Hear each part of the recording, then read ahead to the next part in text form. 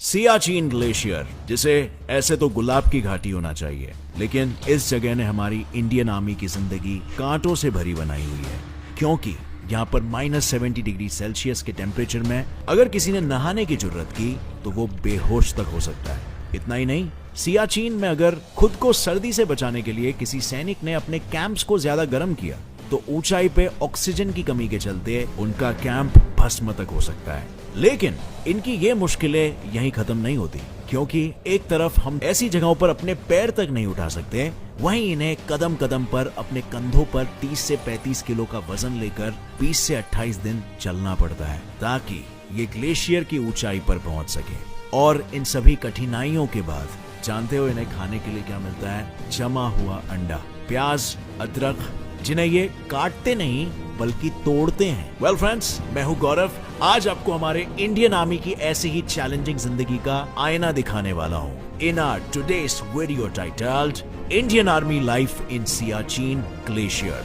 दोस्तों, सियाचिन ग्लेशियर में हमारी सुरक्षा में मौजूद इंडियन आर्मी के बारे में जानने से पहले हम ये जान लेते हैं कि आखिर समुद्र से 24,000 फीट की ऊंचाई पर चारों तरफ बर्फ में घिरी हुई इस जगह पे ऐसा क्या हुआ था जिस वजह से हमारी इंडियन आर्मी को यहाँ दिन रात रहना पड़ता है। दरअसल सच्चाई ये है कि सियाचिन ग्लेशियर पे सबसे पहले पाकिस्तान की नजर पड़ी थी और वो इस जगह को देखते ही समझ गया था कि सियाचिन से इंडिया की हर हरकत पे नजर रखना आसान हो जाएगा। लेकिन आजादी के बाद दोनों ही देशों ने शांति और अमल का एग्रीमेंट साइन किया था और इसी वजह से पाकिस्तान डायरेक्टली सियाचिन में नहीं घुस सकता था। इसीलिए उसने 1970 तक चुप के सिर्फ इस ग्लेशियर पे चढ़ने का ही अभियान चलाया। हालांकि अपनी इस हरकत को वो ज्यादा दिन तक गुप्त नहीं रख पाया, क्योंकि 1981 में इसकी खबर इंडियन आर्मी के कर्नल नरेंद्र बुल कुमार को लग गई, जिसके बाद फौरन हरकत में आते हुए इंडियन आर्मी ने कर्नल कुमार को यह ऑर्डर दिया कि वो सियाचिन ग्लेशियर के पूरे इलाके का नक्शा बना ले ताकि उन इलाकों को कब्जा करने में इंडिया को आसानी हो। जैसे ही इंडिया की इस हरकत की खबर पाकिस्तान को लगी, उन्होंने फौरन सियाचिन ग्लेशियर को अपने कब्जे में करने के लिए एक मिशन बनाया, जिसके लिए ग्लेशियर्स की चढ़ाई करते वक्त इस्तेमाल होने वाली चीजों का ऑर्डर उन्होंने लंदन की एक कंपनी को दिया जो पहले से ही इंडिया को ऐसी चीजों का सप्लाई करती थी। और आप तो ये जानते ही हो, इंडिया ने हमेशा सबसे पहले अपना भाईचारा बनाए रखा है। बस इसी भाईचारे की वजह से लंदन की उस कंपनी ने इंडिया को इंफॉर्मेशन दी कि सियाचिन पर पाकिस्तान कब्जा करने जा रहा है। और फिर क्या था? पाकिस्तान को नाकामयाब करने के लिए अप्रैल 1984 में इंडियन आर्मी ने ऑपरेशन मेघदूत चलाया और पाकिस्तान के सियाचिन ग्लेशियर के टॉप पे पहुंचने से एक हफ्ते पहले खुद का झंडा वहां पर गाड़ दिया। इसके बाद जब पाकिस्तान सियाचिन की ऊंचाई पर पहुंचा, तब उसने देखा कि इंडिया ने सियाचिन पर तो कब्जा किया है और साथ ही उसके वेस्ट में स्थित सल्टोरो रिज को भी अपने हिस्से में ही ले लिया है, जहां फिलहाल इंडिया के 100 से भी ज्यादा बेस कैंप्स है। हालांकि भारत की इस जीत के बाद भी पाकिस्तान सियाचिन पर अपना दावा करता रहा और इसी वजह से 1984 से 1999 तक दोनों देशों में काफी खून खराबा भी हुआ है। लेकिन एक सच ये भी है कि सियाचिन में गोलियों से ज्यादा मौतें वहां के मौसम की वजह से हुई है, जिसका जिक्र खुद हमारे union minister of defence Rao Inderjit Singh ने 2015 में लोकसभा को एक लेटर लिखते हुए किया था और बताया था कि ऑपरेशन मेघदूत के बाद से अब तक सियाचिन में मौसम की मार ने 869 सैनिकों की जान ले ली है। जवानों की हुई मौत से आपको इस बात का अंदाजा लगी गया होगा कि सियाचिन ग्लेशियर का तापमान सांसों को भी जमा सकता है। वहाँ के हालत कुछ ऐसे हैं कि चाहे अंडा हो या प्याज या फिर इंसान की सांसें ही क्यों ना हो, सब कुछ जम जाता है। और इसी वजह से हमारे जवानों को ताजा पकाया हुआ खाना बहुत कम नसीब होता है। फिर भी पेट है तो उसको भरना भी तो जरूरी है, वो भी ऐसे खाने से जो शरीर को अंदरूनी गर्माहट दे। इसीलिए इंडियन आर्मी को चॉकलेट, गुड़ और चिकी जैसी चीजें रोजाना दी जाती है। और रहा सवाल खाने का, तो सियाचिन में इंडियन आर्मी को ज्यादातर पैक्ड खाना ही दिया जाता है, जिन्हें बस गर्म पानी में डालकर पकाया जा सके, क्योंकि यही चीजें -70 डिग्री सेल्सियस में आसानी से पका के खाई जा सकती है। जरूरत होती होगी तो हाँ, बिल्कुल होती है। और इसीलिए तो बेचारे बर्फ को पिघलाकर उसका ही इस्तेमाल करते हैं, फिर चाहे उन्हें पानी पीना हो या अपने लिए कुछ बनाना हो। अगर साइंटिफिकली देखा जाए ना, तो इंसान जितनी ज्यादा हाइट पे होता है, उसे अपने बॉडी में एनर्जी लेवल बनाए रखने के लिए उतनी ज्यादा कैलोरीज की जरूरत होती है। लेकिन दुर्भाग्यवश हमारे सोल्जर्स के साथ चाह कर भी ऐसा नहीं हो पाता। उल्टा कई बार बेस कैंप से पकाया हुआ जो खाना आता है ना, वो भी बीच रास्ते में ऐसे ही जम जाता है और सैनिकों तक पहुंचते पहुंचते उसमें कोई स्वाद ही नहीं बचता। और रहा सवाल इंडियन आर्मी की ट्रेनिंग और उनकी लाइफस्टाइल का, तो आई एम श्योर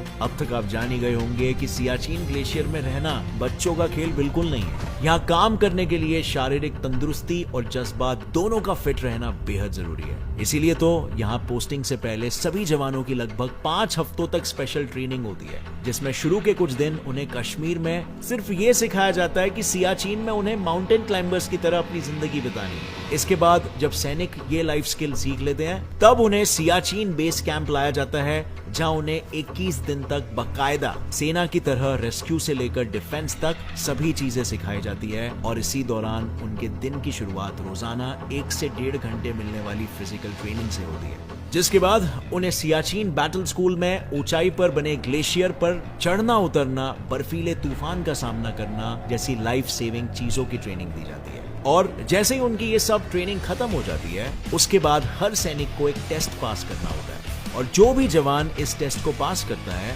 उसे ही ऊपर सियाचिन ग्लेशियर में भेजा जाता है, जहां उसकी पोस्टिंग सिर्फ 3 महीनों के लिए ही होती है। वैसे सियाचिन ग्लेशियर में पड़ने वाली ठंड का अंदाजा आप इसी बात से लगा सकते हो कि वहां मैक्सिमम टेम्परेचर भी -30 डिग्री सेल्सियस है। ऐसे में मैं और आप नहाना तो छोड़ो, पानी के बारे में सुनना भी नहीं चाहेंगे। और इसीलिए तो यहाँ पोस्टेड आर्मी के जवानों को भी ना नहाने की हिदायत दी जाती है और ना ही शेव करने की, क्योंकि यहाँ के कम टेम्परेचर में स्किन एकदम नाजुक हो जाती है, जिस वजह से अगर शेविंग के दौरान किसी सोल्जर को इंजरी हो गई तो उसका वो घाव भरने में जरूरत से ज्यादा वक्त लग जाएगा। सिर्फ यही नहीं, पोस्टिंग के बाद जितने भी सैनिक सियाचिन में रह रहे होते हैं ना, उन पर हर पल जान का खतरा मंडरा रहा होता है, क्योंकि इस बर्फीले रेगिस्तान में कौन सी जमीन कब धंस जाए, कब कहां से कौन सा तूफान आ जाए, ये कोई नहीं कह सकता। और इसीलिए यहाँ पर सभी सैनिक खुद को एक रस्सी से बांधकर ही कहीं भी आते जाते हैं, ताकि ऐसी कोई भी सिचुएशन में वो एक दूसरे की मदद कर सके।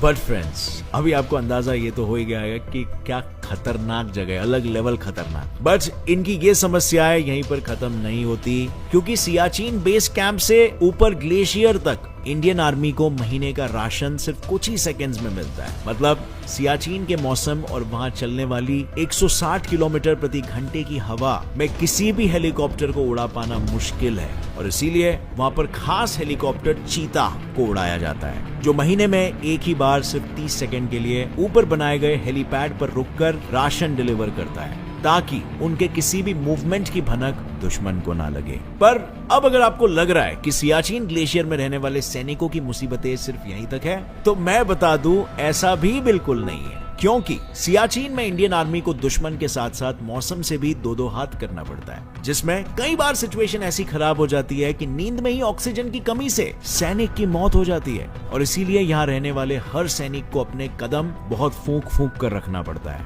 सावधानी के साथ, लंबी सांसें लेते हुए। क्या पता कब कौन सी लापरवाही उनकी जान ले ले। लेकिन ऐसा नहीं है कि ये समस्या सिर्फ सैनिकों तक ही सीमित है, क्योंकि ये सैनिक अपना घर परिवार छोड़कर हमारी हिफाजत के लिए बर्फ के ऐसे रेगिस्तान में रह रहे हैं, जहाँ उनका मरना भी हमारे लिए किसी श्राप से कम नहीं है। इसीलिए तो इनकी जिम्मेदारी भारत सरकार ने उठा रखी है, और वो रोजाना सियाचिन ग्लेशियर पर मौजूद 3000 से ज्यादा सैनिकों पर 6 करोड़ रुपए खर्च करती है, ताकि उन लोगों तक खाना पीना और जरूरत की सभी चीजों को पहुंचाया जा सके। केवल इतना ही नहीं, इन सैनिकों को बर्फीली हवा और दुश्मनों से सुरक्षित रखने के लिए इंडियन गवर्नमेंट ने इनके लिए 7,500 करोड़ के माउंटेनियरिंग इक्विपमेंट भी खरीदे हैं, जिससे उन्हें पहाड़ चढ़ने उतरने में और दुश्मनों से लड़ने में मदद मिलती है। हालांकि भाई लोग, ये सभी चीजें बस यही सवाल उठाती है कि आखिर क्यों सियाचिन ग्लेशियर इंडिया के लिए इतना जरूरी है, जिस वजह से सरकार ने वहां जानलेवा परिस्थितियों में भी हमारी सेना को तैनात करके रखा है। दरअसल आप लोग तो जानते ही हो, आजादी के बाद से ही इंडिया और पाकिस्तान के बीच दुश्मनी का माहौल रहा है। इसीलिए शांति और अमल बनाए रखने के लिए 1949 में कराची एग्रीमेंट और 1972 में शिमला एग्रीमेंट, दोनों ही देशों ने ये तय करते हुए साइन किया था कि काराकोरम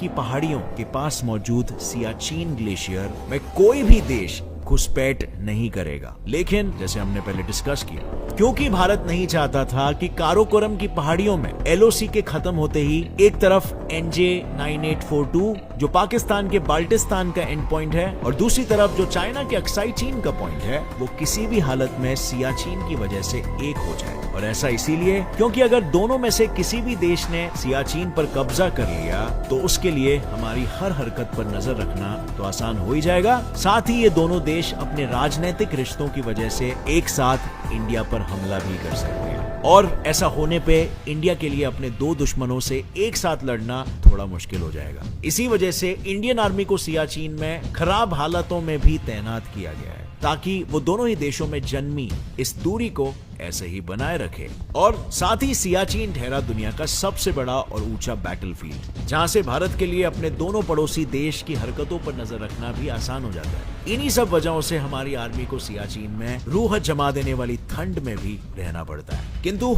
इसमें कोई दो राय नहीं है कि हमारी सरकार सियाचिन में रह रही इंडियन आर्मी के हालात को सुधारने की काफी कोशिशें कर रही है। लेकिन यहाँ जो चीज सबसे ज्यादा जरूरी है ना वो है हमारे सैनिकों की सुरक्षा। देखा जाए तो इंडिया पाकिस्तान की ये लड़ाई कब खत्म होगी ये तो कोई नहीं जानता, लेकिन क्या ऐसे ही हर बार सियाचिन में रह रहे हमारी सेना के लोगों की जान महज ठंड के वजह से जाती रहेगी? क्या गवर्नमेंट कुछ और नहीं कर सकती ये सबको रोकने के लिए? आपका क्या ख्याल है इस मामले में? मुझे नीचे कमेंट्स में जरूर बताना अगर आपके पास कोई अच्छा आइडिया हो तो। साथ ही अगर आप भी इंडियन आर्मी के इस जज्बे को सलाम करते हो तो इस वीडियो को लाइक करो और अपने सभी फ्रेंड्स के साथ शेयर करो और फैमिली मेंबर्स के साथ भी, ताकि उन्हें भी पता चले सियाचिन ग्लेशियर में इंडियन आर्मी की लाइफ कैसे होती है। और फ्रेंड्स, ऐसे इंटरेस्टिंग और नॉलेजेबल वीडियोस आगे देखते रहने के लिए सब्सक्राइब कर लो इस channel gets it fly fact को और बेल नोटिफिकेशन दबा दो ताकि आगे आने वाली हमारी कोई भी वीडियो को आप मिस ना कर सको। With that said, as always, stay curious, keep learning and keep growing. Jai Hind!